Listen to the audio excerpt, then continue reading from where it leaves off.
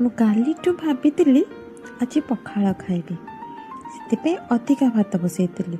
କିନ୍ତୁ ମୋ ଶାଶୁ ଘରେ ସଜ ପଖାଳ ଖାଆନ୍ତି, ବାସି ପଖାଳ ଖାଆନ୍ତିନି। କିନ୍ତୁ ମୋତେ ବାସି ପଖାଳ ହିଁ ବେଶୀ ପ୍ରିୟ, ବହୁତ ଭଲ ଲାଗେ ମୋତେ ବାସି ପଖାଳ। ଆଉ ତା ସାଙ୍ଗକୁ ବଡ଼ିଚୁରା, ଆଳୁ ଭଜା,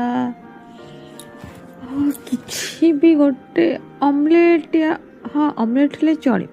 କିନ୍ତୁ ଜାଣିଛନ୍ତି, ଯେତେବେଳେ ମୁଁ ଫାଷ୍ଟ ବାହା ହେଇକି ଆସିଲି ମୋତେ ଜଣା ନଥିଲା ମୋ ଶାଶୁ ଘରେ ଆଇଁଷ ଖାଆନ୍ତିନି ବୋଲି, ପିଆଜ ରସୁଣ ସହ ଖାଉନଥିଲେ। ମୁଁ ଏମିତି ଝିଅ ଥିଲି ଯେ କିଛି ନହେଲେ ବି ମୁଁ ଅମଲେଟ୍ଟା କରିକି ଖାଇଦେବି।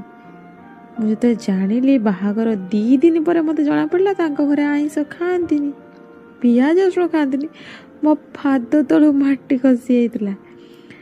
ଏବେ ଖାଉଛୁ, ଆମେ ସମସ୍ତେ ଖାଆନ୍ତିନି, ଶାଶୁ ଶ୍ୱଶୁର ଖାଆନ୍ତିନି, ତଳେ କରିକି ଖାଉ, ସବୁ ଜିନିଷ ଅଲଗା, କିନ୍ତୁ ଚଳିବ। ଟିକେ ଅଧିକା ପରିଶ୍ରମ ପଡ଼େ, ସବୁ ଜିନିଷ ଅଲଗା କରି ଧୋଇବା, ଅଲଗା ରାନ୍ଧିବା, କିନ୍ତୁ ଭଲ ଲାଗେ।